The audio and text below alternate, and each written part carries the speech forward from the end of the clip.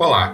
Dando prosseguimento à nossa série de estudos, hoje falaremos sobre a Reforma Protestante, período marcado por um grande questionamento em relação às práticas católicas e à autoridade papal. Que Ele, o Divino Mestre, nos abençoe e possamos ter um ótimo aprendizado juntos. Muito obrigado!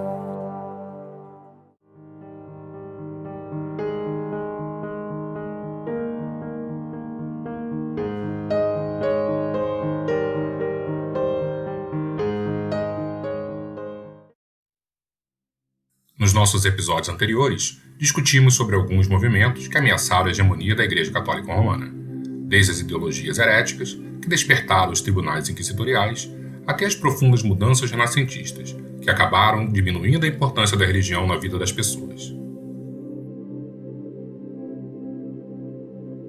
Outro fator relevante foi o surgimento de uma nova classe social, os famosos burgueses.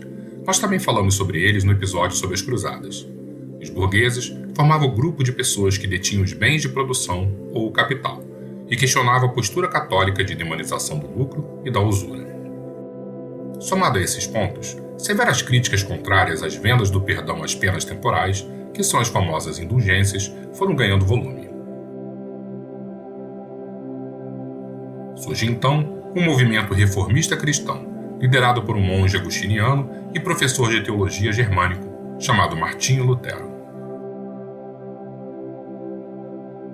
Lutero posicionou-se contrário a diversos dogmas do catolicismo romano, contestando sobretudo a doutrina de que o perdão de Deus poderia ser comercializado.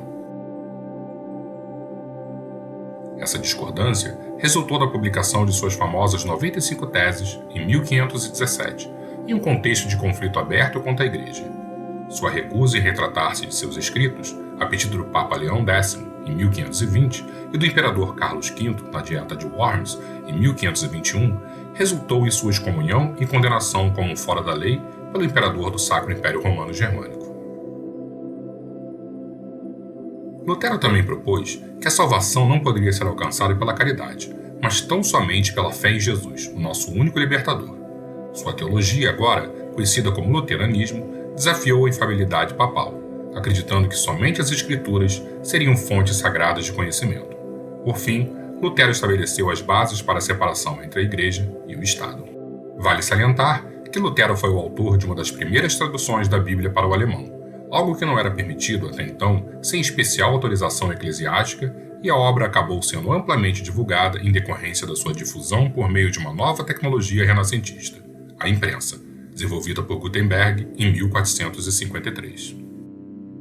O livro traduzido foi o primeiro best-seller mundial, alcançando a marca de 500 mil de exemplares em 3 décadas. E a partir desse advento, cada fiel poderia por conta própria ler e tirar as suas próprias conclusões dos textos sagrados.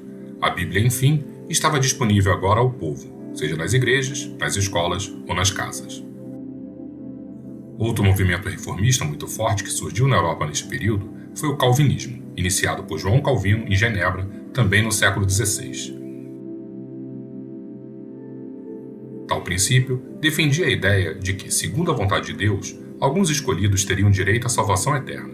Os sinais do favor de Deus estariam ligados à condução de uma vida materialmente próspera, ocupada pelo trabalho e afastada das ostentações materiais. O calvinismo marca a segunda fase da Reforma Protestante, quando novas igrejas começaram a se formar, na sequência da excomunhão de Martinho Lutero da Igreja Católica Romana. Na Inglaterra, por exemplo, o calvinismo desempenhou um forte papel e de lá seguiu com os fiéis, conhecidos como puritanos, para a América do Norte. Na França, os calvinistas chamados de huguenotes foram perseguidos, combatidos e muitas vezes obrigados ao exílio. Em Portugal, na Espanha ou na Itália, estas doutrinas tiveram pouca divulgação e foram ativamente combatidas pelas forças da Contra-Reforma, com a ação dos jesuítas e da Inquisição. A Contra-Reforma é um movimento criado pela Igreja Católica, também no século XVI, como uma resposta aos reformistas.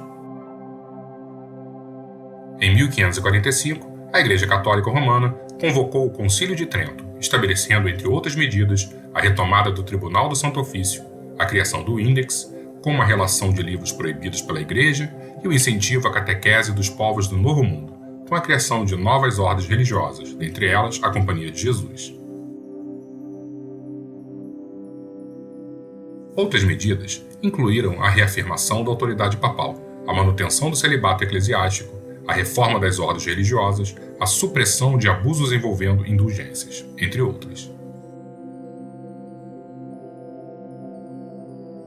A partir de então, a Igreja Católica conseguiu retomar, de certa forma, seu poder e frear o galopante avanço da religião protestante. No entanto, a diversidade religiosa criou um mundo marcado por diferentes concepções de fé e novas perspectivas de vida, afirmando ainda mais o conceito de individualidade e poder de escolha. Chegamos aqui ao final de mais um episódio, e o nosso próximo e último estudo será sobre a França e o Espiritismo. Fique com Deus, buscando sempre o amor ao próximo e que Jesus nos abençoe hoje e sempre. Muito obrigado.